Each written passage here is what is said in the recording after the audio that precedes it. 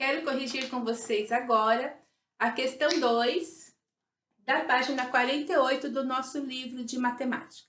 O enunciado do nosso problema, me perdoe, diz assim: os alunos precisavam guardar 112 lâminas de microscópio em 8 caixas com igual capacidade, ou seja, eram 8 caixas iguais. Quantas lâminas ficaram em cada caixa? Vamos pensar. Eu tenho 1, 2, 3, 4, 5, 6, 7, 8 caixas iguais. E eu tenho 112 lâminas que precisam ser repartidas dentro destas caixas em quantidades iguais. Eu tenho que dividir a quantidade de lâminas que eu tenho dentro dessas caixinhas, 8 caixas, de forma que todas tenham a mesma quantidade de lâmina. Como que eu posso calcular isso? Através da minha operação de divisão. Eu tenho 112 lâminas que precisam ser divididas em 8 caixas em quantidades iguais. Tranquilo, é uma conta de divisão bem simples. Qual é a primeira coisa que eu pergunto na minha conta de divisão? Eu começo a minha divisão por este número do lado esquerdo e eu pergunto, 8 cabe dentro do 1? O 8 não cabe. Quando não cabe, eu preciso de juntar os meus dois números para poder fazer a minha divisão. Aí eu torno a perguntar, o 8 cabe dentro do 11? Cabe. Aí tudo bem. Aí eu faço uma outra pergunta. Quantas vezes o 8 cabe dentro do 11?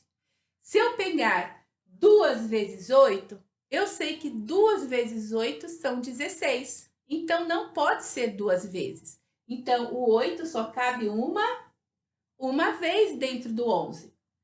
Aqui, então, vou fazer a multiplicação. O 8 cabe uma vez, então 1 vezes 8. Vou para esse lado, vou fazer a minha conta de subtração.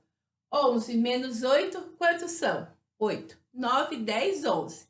Então, 8 menos 11 são 3. Certo? Vou descer o 2. Formei o número 32. Quantas vezes o 8 cabe dentro do 32? Se você for lá na tabuada do 8, você vai ver que 8 vezes 4 são 32. Então, o 8 cabe 4 vezes dentro do 32. Então, 4 vezes 8, desse lado eu multiplico, desse lado eu subtraio. 4 vezes 8, 32. Certo? E vou fazer naturalmente a minha conta de subtração. 2 menos 2, 0. 3 menos 3, 0. Tudo bem? Então, quantas lâminas que eu tenho em cada caixa, que eu posso colocar em cada caixa? Posso colocar 14 lâminas. E se eu tiver com dúvida se eu fiz a minha operação de divisão certo? Eu posso fazer a operação inversa.